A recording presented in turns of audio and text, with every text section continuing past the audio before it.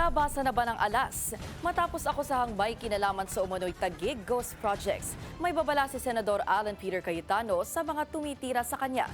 Nagbabalik si Dexter Ganibe para sa detalye. Rumesbak muli si Senate Minority Leader Alan Peter Cayetano sa mga pinakahuling banat sa kanya ni Senator Ping Lacson.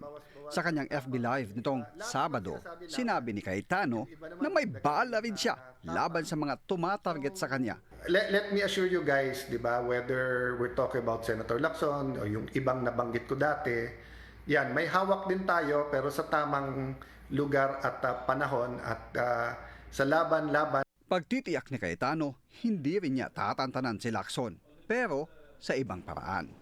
Dahil naniniwala raw siya na babalik rin sa dati ang kapwa-senador na ipinaglalaban ng katotohanan at hindi nagpapagamit kanino man. May iba tayong politiko, including Senator Lacson, gustong-gusto natin dati, maaari ngayong hindi.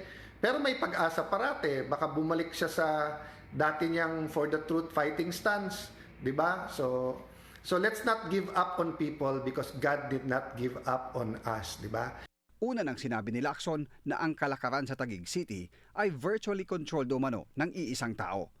Inilahad din ni Lacson na ang binanggit niyang 33% na kickback ay nahati sa 4, kung saan 10% anya ay para sa principal, 2% ang for the boys, 6% naman sa Bids and Awards Committee habang ang nalalabing 15% ay para umano kay dating DPWH Secretary Manuel Bonoan. Sa lakian niya ng kickback scheme sa Taguig, na uuwi sa overlapping at ghost o substandard ang ilang proyekto para makabawi ang kontratista.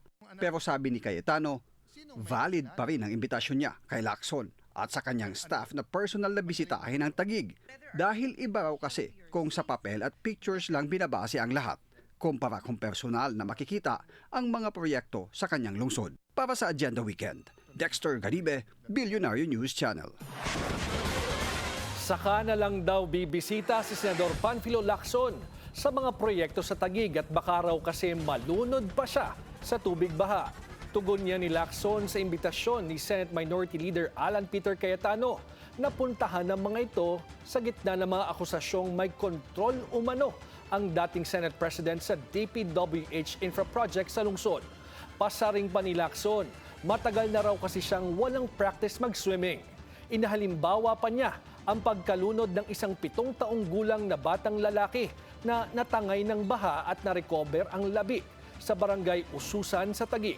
Isa rin ang lugar na ito sa case studies na isinumite ni Lacson sa Office of the Ombudsman. Ikinagulat din daw ng senador na sa liit ng Taguig, grabe ang pumapasok na pondo. Ang sagot ni Cayetano sa kanyang latest Facebook Live.